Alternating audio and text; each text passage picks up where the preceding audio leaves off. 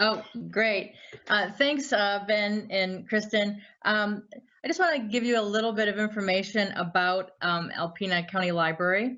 For some reason, I'm not able to advance my slides here.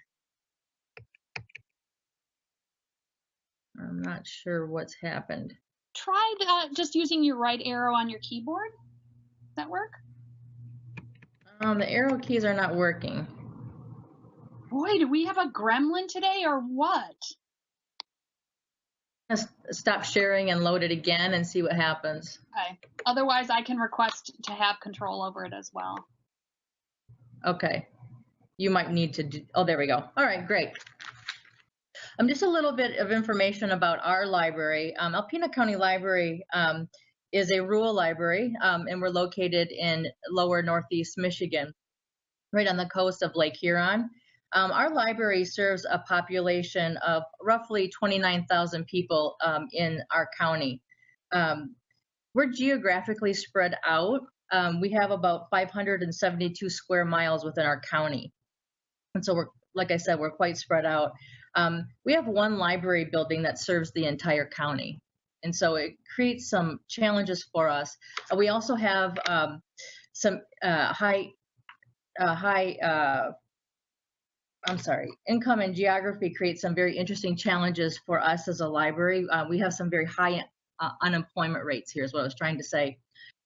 However, it's very interesting for us in that the library is uniquely positioned to be the center of educational and cultural opportunities here in our community. In 2014, and just give you a little bit of information about how we started our maker journey.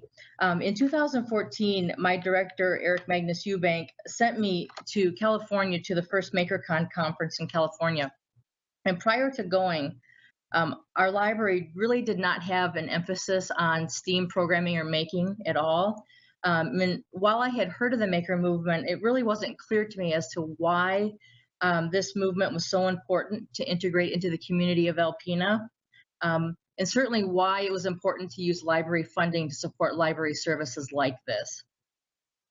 Coming away from the conference, it became very clear that this movement called the Maker Movement actually fit very well into the overall vision of our library. Our goal here at Alpena County Library is to engage the Alpena area in a manner that promotes literacy and creates community. And the library is a place where people and ideas really do intersect. It's our thought that making and literacy are not two exclusive ideas. Rather, as we have integrated making into our library, we've actually added a new dimension to literacy.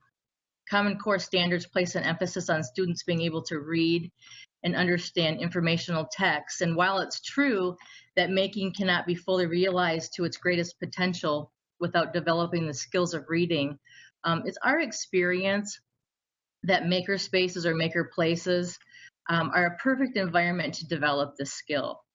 A set of instructions for a Lego kit is just one example or a simple example of how making intersects reading.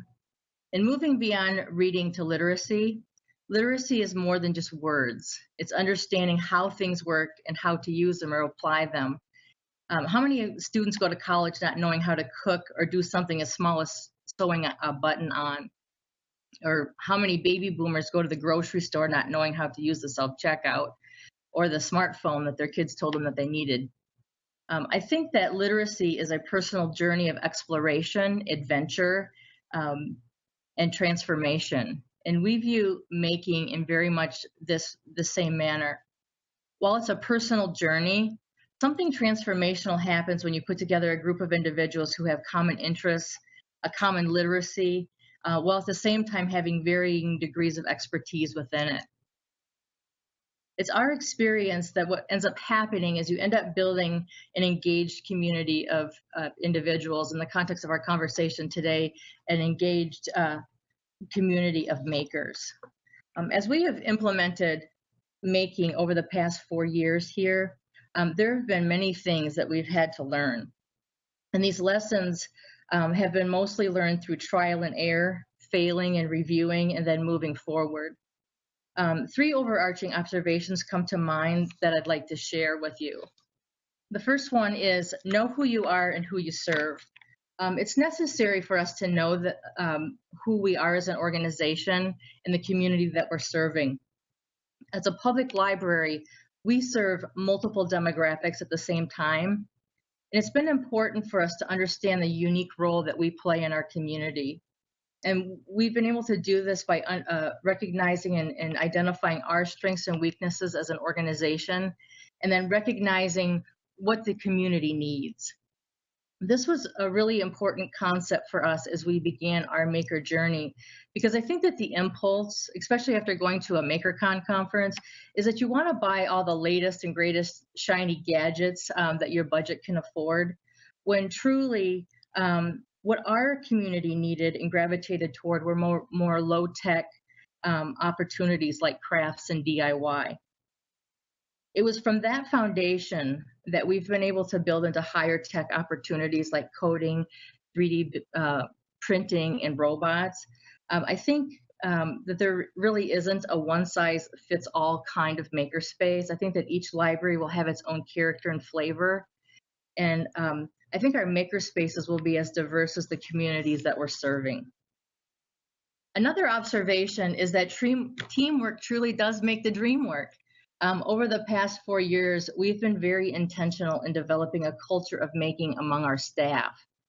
And we have done that by encouraging them to play and to explore within their own context.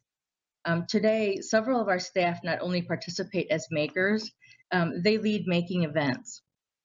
And by removing the stigma that making is just about 3D printers and high-tech gadgets, staff have been encouraged to explore the possibility of making and how they themselves can contribute to the movement with their own interests and skill set.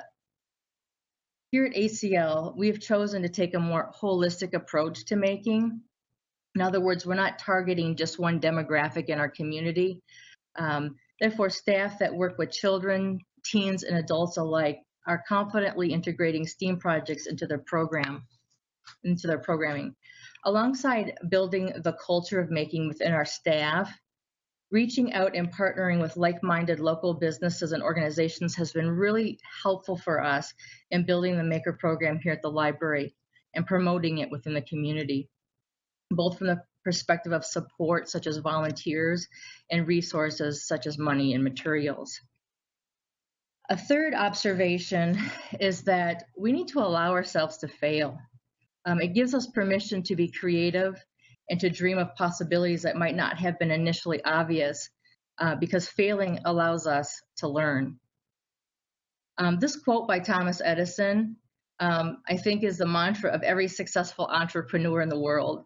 It's an opportunity failing is giving us an opportunity to review, adjust, and move forward. And having this perspective with our staff and within the making movement itself has been really, really critical to our process of making and our success.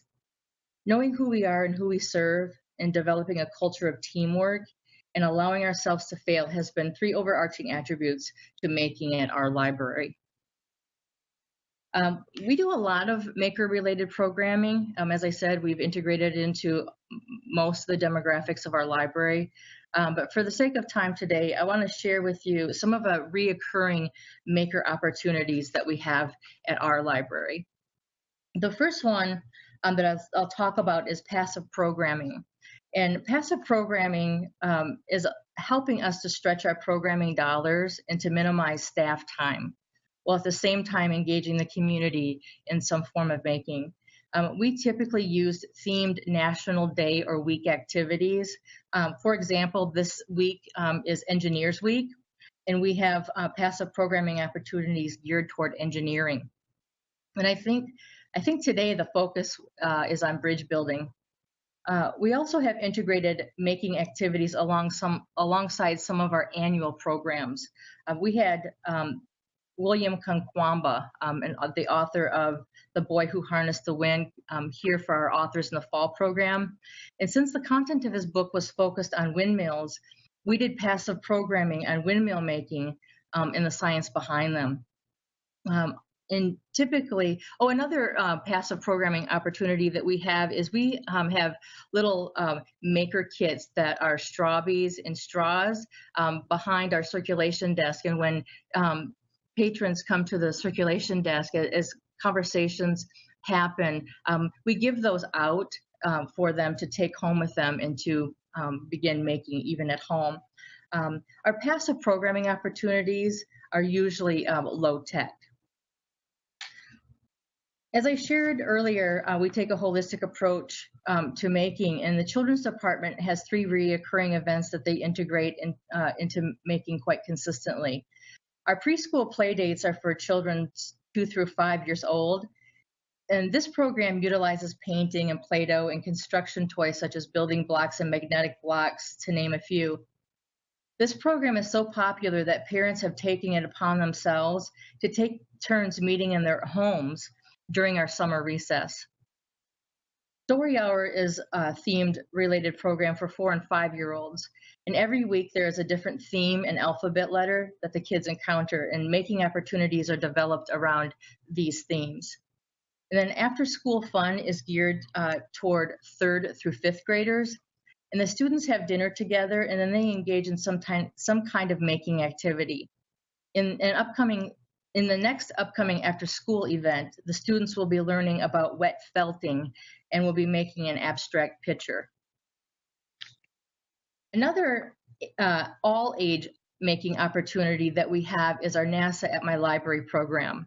We were awarded a grant through the American Library Association to enhance STEAM learning opportunities for library patrons using space and earth science-related events. Our mission and NASA's mission is to spread passion for space and earth science to underserved populations like Alpena. This year, the theme is Exploring Our Universe, and during the year, we will pay close attention to NASA missions, including the Mars InSight mission in May, the Parker Solar Probe launch in July, and activities that deal with space exploration in general.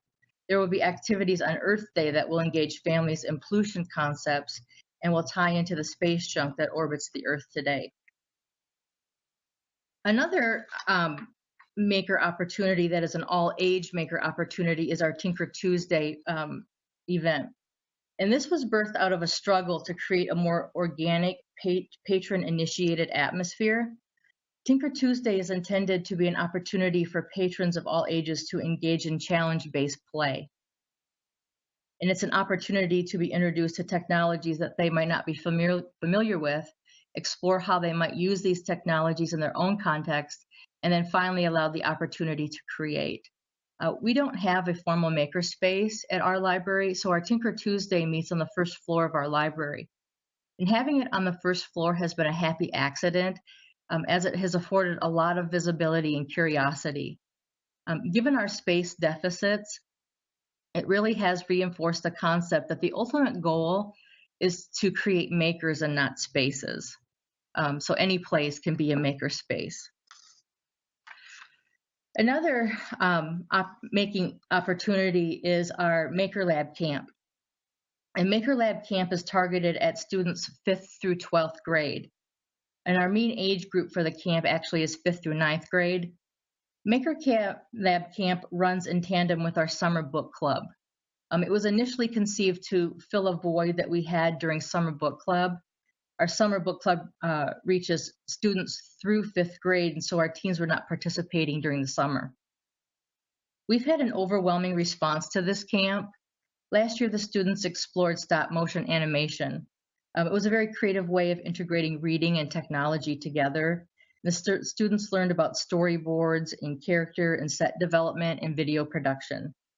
And their videos were uploaded to our library's YouTube channel. And if you're interested in viewing them, our channel is Alpena County Library, and the playlist is Maker Lab Camp 2017. And the final reoccurring maker opportunity that I'll share today is our mini Maker Lab Fair. Every year at the conclusion of our summer book club, we host a carnival for club participants at our local event complex. The past 4 years, we have hosted a mini Maker Lab Fair at the carnival.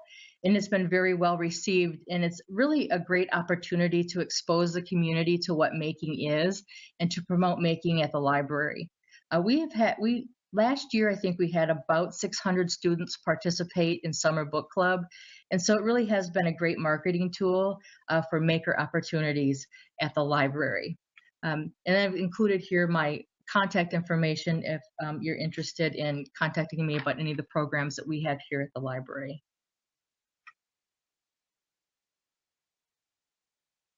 Great, thanks so much for sharing, Nancy. We had one question from the Pawpaw District Library about if your passive programming was in the children's space or the other space.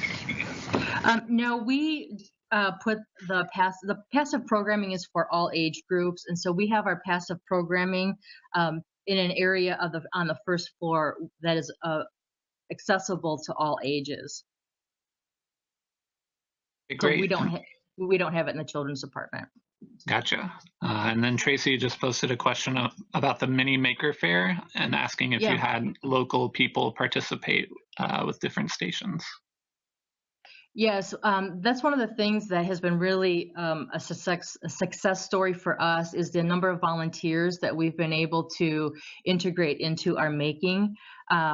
We have our maker fair at the carnival. We solicit help from the YVC through our local Boys and Girls Club. And so we have teenage students who are helping us facilitate the technologies that we take to the maker fair. That's great. We're running a little bit behind here, but if anybody has any questions for Pete or Nancy or Pam, you can post those. They've all posted their contact information. You can ask us, you can ask them. But I think now we've got to move on if no questions come rolling in. And we'll start off with Lavon from Coopersville Area District Library. If Lavon can share her screen and or get a video up.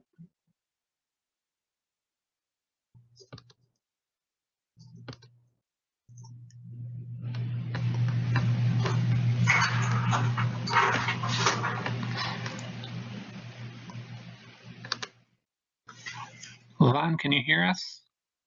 I can hear you. Can you hear me? Yep, you're on audio, and so if you'll go ahead and share your screen, that would be great. Let's see. It's telling me Firefox cannot allow permanent access to screen. Are you in the Blue Jeans app? I was in the Blue Jeans app. I've been watching. Gotcha. Hang on. Did I restart here? Hang on a second. I'm going to leave page and restart. Sorry about that. Okay, that sounds good. Kristen and we're just talking about the diverse angles that people have. You can go all the way from literacy to integrating with school curriculum to doing these different kinds of passive programming in these small spaces like Frankenmuth. So we're really pleased with, as different as all these communities are, you have different ideas for the makerspace. There's Lavon.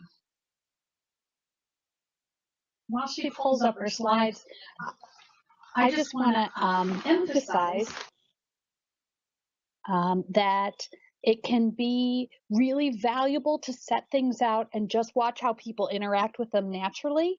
They can often help point out how when you do programs where people can work independently and you're just providing access and when you need to provide instruction. So Nancy talked about Strawbees. That was actually something we took away right when we met Nancy the first year, was that they had the Strawbees connectors at the checkout desk, and they had actually invested in the die to make that possible. But when we worked with Strawbees in workshops with educators and librarians, Ben very quickly realized you couldn't just say to somebody, make something out of these Strawbees, that they actually had to play with what happens when the straws bend, what do the angles look like, how do the connectors work, and we found that that was So in that case, Ben then switched his workshops around so that he would give some play time before he asked people to do things. So observing how people interact with materials can be a super low stress way to see whether or not a bigger or fuller program or activity in a school library would be necessary. And it looks like Lavon's ready, so I'm turning my mic off.